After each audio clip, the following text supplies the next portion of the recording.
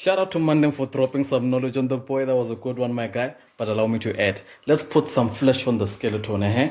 Now, the Bible says that God created everything. He's the Alpha and the Omega, the beginning and the end. Now, for God to create, it means He has to create something from a reference point. But remember, there isn't no inside, there isn't no outside, because God is both the inside and the outside. What I mean is God is and also isn't. God is there and also not there.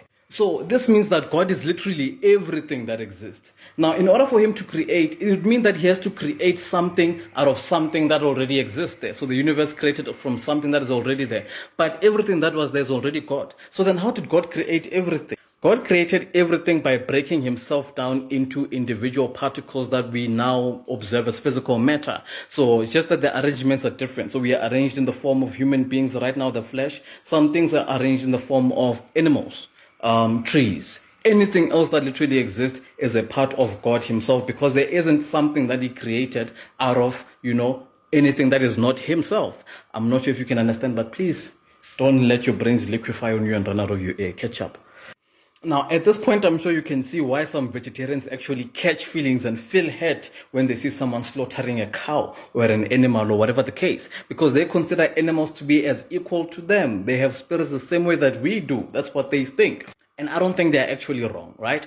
That's why you see some people catch feelings about big companies that are cutting down trees to make papers. They catch feelings about that because they still view trees as a part of God Himself, as a part of them. We are all related. We are all equal to one another. Now, so let's observe the nature of God in this two ways. So think of God as being an undivided whole, and also think of God as being a divided being. So divided meaning me and you and everything else that exists, whether it's a fridge, a TV, literally everything, right?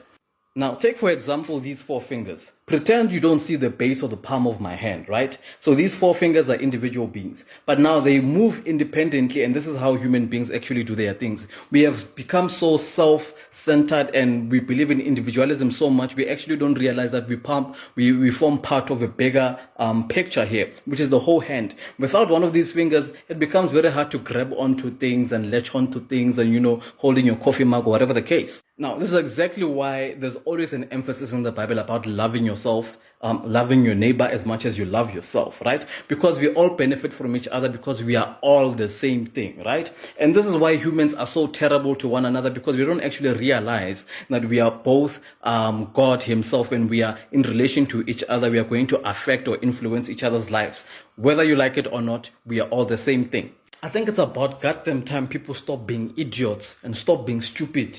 Stop being a stupid idiot and love one another.